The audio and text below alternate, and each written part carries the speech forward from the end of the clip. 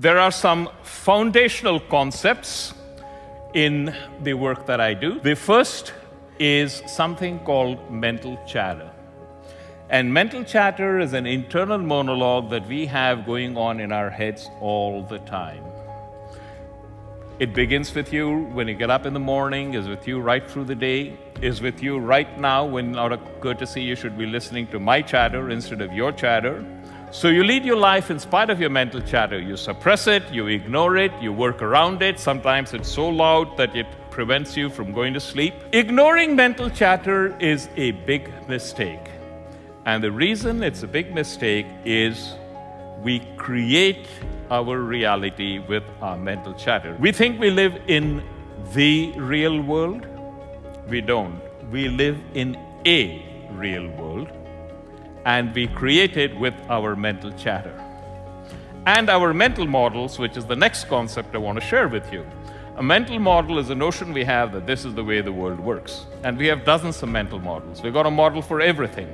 We've got a model for how do I start a business? How do I find a good employee to hire for my business? How do I find a person to marry? How do I find a movie to go to?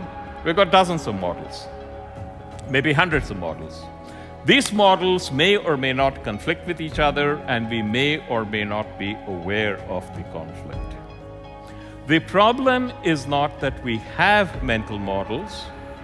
The problem is that we are not aware that we have mental models. We think this is the way the world is, but this is not the way the world is. This is our model of this is the way the world is. And the more we believe in our model of this is the way the world is, the more evidence we seem to get that this in fact is the way the world is, and very soon we build a silo around ourselves that's so thick it's almost impossible to break out of. Now, all of this seems kind of abstract, so let me see if I can bring it home with a situation. And what I like to do is I'm going to describe a situation. I don't want you to listen to me. I want you to actually put yourself in that situation. You're going to an important meeting and you're running late. You're driving. You are stuck in a traffic jam, not a regular run-of-the-mill traffic jam, but the mother of all traffic jams. Going to an important meeting, you're driving, you're running late, you're stuck in a massive traffic jam. And in addition, it's one of those really hot days, and the thermometer is well over 100 degrees, and the air conditioning in your car has broken down. Now, a car cuts in front of you and almost causes an accident, and then it cuts in front of another car in front of you, almost causes another accident. What are your feelings towards the driver of that car? It would be fair to say that loving kindness is not it, correct? Now I'm going to share some information with you. The driver of this car that cut you off so rudely and almost caused an accident, he's received some terrible news. His son was involved in a serious accident, and he's desperately trying to get to the hospital, and he has no knowledge of whether or not he's ever going to see his son alive again. So what happens to your anger when I share that information with you? Does it palpably dissipate? Now, you don't really know whether the guy who cut you off was an inconsiderate jerk or a distraught father, right?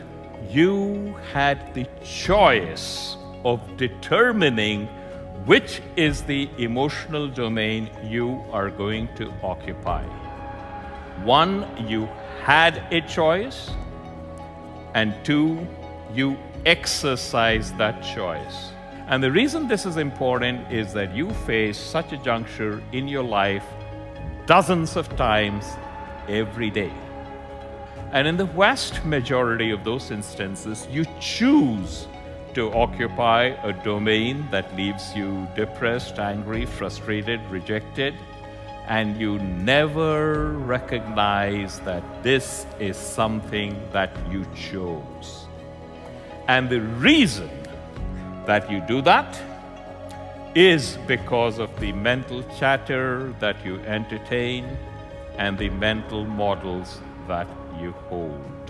Every time you are in a situation that you find unpleasant and it persists, you are using one or more mental models that are not serving you well.